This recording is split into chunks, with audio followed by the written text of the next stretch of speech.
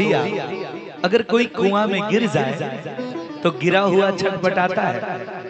मान लो अगर रास्ते में कोई जा रहा है, कुआं में गिरा हुआ व्यक्ति देखे, वो चिल्लाता हुआ मिलेगा और उसी समय एक राही मिले, अरे भैया ये तो कुआं में गिर गया, दो चार लोगों को बुलाया, कहा रस्सी बांध करो इसको निकाला जाए, वो निकल नहीं पा रहा है। एक व्यक्ति रस्सी बांधकर उतरे और उतर के उसे सहजता पूर्वक निकाले, तो देखो दोनों कुएं में ही हैं। एक जो गिरा है वो भी कुएं में है और एक जो निकालने गया है वो भी कुआं में है, लेकिन दोनों में फर्क है। कैसा फर्क है?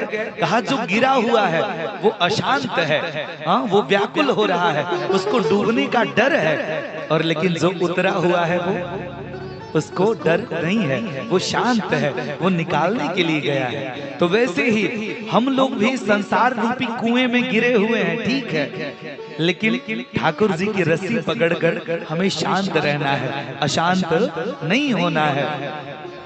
तो भैया अगर ठाकुर जी ने दिया है तो हृदय विशाल करके फिर दान धर्म ये करना चाहिए। ये इस लोक में तो यश मान प्रतिष्ठा प्राप्त कराता ही कराता है, परलोक भी सुधार देता है।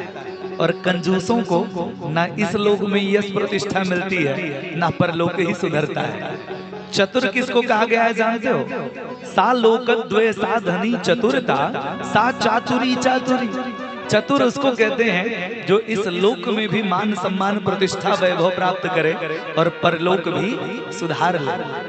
केवल इसी लोक की तैयारी करते रहोगे तो परलोक बिगड़ जाएगा। केवल परलोक की ही चिंता करते रहोगे तो इस संसार में जो धर्म है, दोस्त मित्र भाई बंधु, ये सब छूटते चले जाएंगे। हम लोग गृहस्थ जीवन में आए हैं ना, तो हम लोगों को थोड़ा संसार वालों का भी ध्यान देना है और थोड़ा ठाकुर जी का भी स्मरण करके दान धर्म करके इस शरीर को उत्तम लोक की प्राप्ति के मार्ग को भी प्रशस्त करना है। तो भैया